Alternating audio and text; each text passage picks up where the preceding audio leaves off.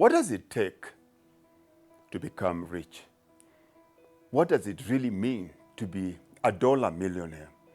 There is no better way to answer that question rather than looking at statistics. Roughly, we have 138,000 dollar millionaires in Africa. Out of those, 125,000 are worth $1 million. Then out of that, we have 325 that are centimillionaires, which means they are $100 million and above. We have 21 billionaires. 8 of those billionaires are in Egypt.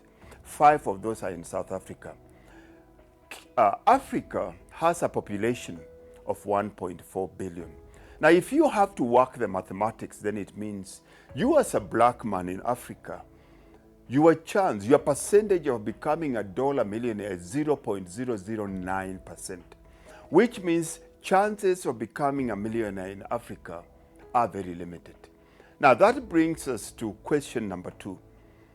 What do I need to do to become a dollar millionaire? Or rather, what are the factors against you becoming a dollar millionaire? Now, statistically, the fact that you're born in Africa, which is location, where you have only very few dollar millionaires in the world, it means environment where you are born is already a very big factor. The second thing is where you are born. I will use myself as an example. When I opened my eyes, the very first day I was born, the first person that I looked into their eyes was my mother.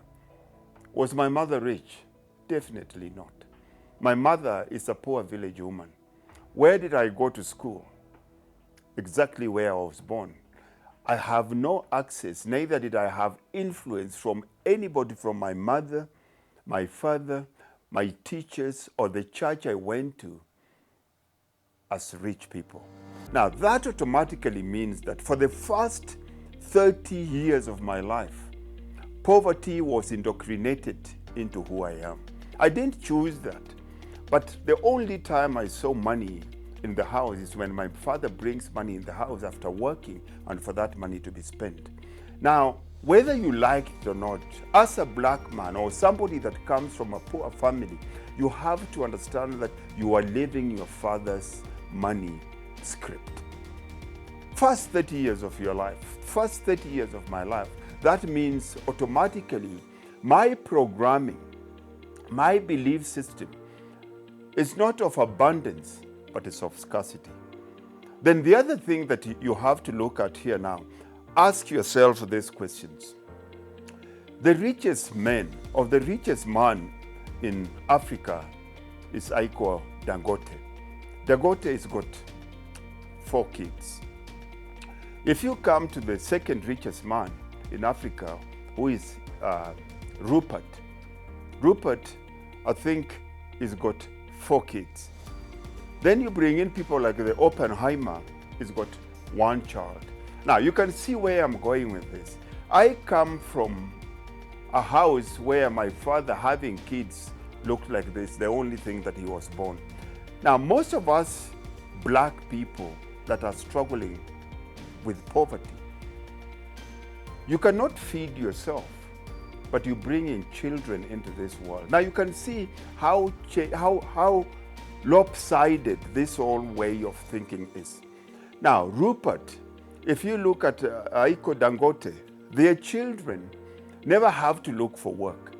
But somebody that is born in a poor family that has got 4, 5, 6 kids, this person that cannot feed himself, which automatically means that the kids are already disadvantaged, born in a system that does not allow them to think of being rich, but being employees. Rupert's kids, Aliko Dangote's kids will never look for work. Never, because their future is already set. The 4, 5 generations are already set now.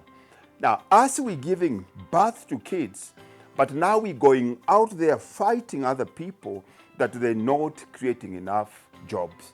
Now, let's change, let's flip this kind of thinking a little bit and ask ourselves very simple questions. Employment, or if we have to look at life from an economics point of view is supply versus demand. Now, if the supply is higher than demand, then automatically it's going to be trouble. The rich, the elite, Rupert, Dangote, they create employment. We, the other people on the other side of the spectrum, we the employers. Now, if we're giving birth at a higher rate than these jobs are being created, what do you think is going to happen? Of course, we're going to have unemployment. Now, how do we change this equation? How do we increase demand? How do we decrease supply and increase demand? The first thing that we need to do is we need to cut down on the number of kids that we're giving birth to. That is one thing, and that's not being funny in any way, but you should never ever give birth to a child if you cannot feed yourself. Never give birth to a child if you cannot give this child the best possible life going forward. Now, this should be something where all of a sudden we have to define what success is in our lives. Success and the definition of things should not be based on what you say. It should be more based on the reality of life. For example, if we say that the definition of manhood in being a black man, number one, you have to be able to provide. Number two, you have to be able to protect. Number three, you have to be able to employ. Whoever owns your definition owns your life. For example, whoever tells you how heaven is in the end defines how you're going to live your life now. Then if we're going to change our lives, we have to own definition. And one of those definitions should be, what does it mean to be a black man? Number one, we have to insist on provision. You have to be able to provide for your family. And we're not just talking about materially. We're talking about from a spiritual point of view, from an emotional point of view. You have to be available to provide. Number two is protect. If you're beating your wife, if you're beating women, if you're abusing your kids, that automatically disqualifies you as a black man. And then you'll see most of these things that most of our so-called men are doing to women or doing to children disqualifies you as a black man. And number three, to be a black man, you have to be able to employ at least one person. Now remember, our definition of being a black man now is going to school, getting a job, getting married, and retiring. That's totally a different definition from what I'm talking about. If you're going to employ people, then you're not going to start sending your kids to go to school to get employed, because that's a totally different mindset. Now, employment, if we go back into history, came into existence only in the 1850s.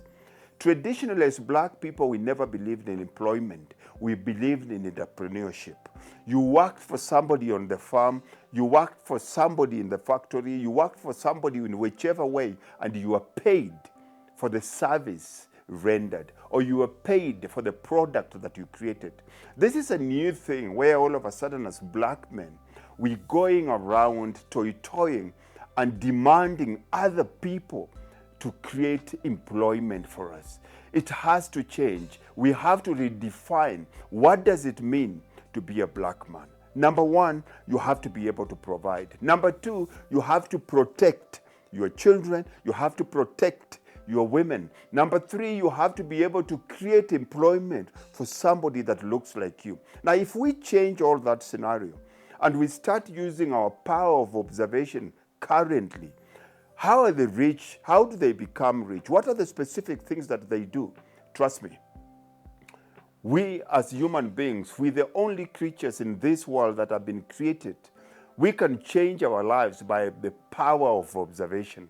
We can look at the people around us, that uncle of yours that is an alcoholic, that uncle of yours that is a rapist, that uncle of yours that is divorced. Those people are there to teach us lessons. There are things that they're doing that you tell yourself, if I do this, I'm going to end up like that.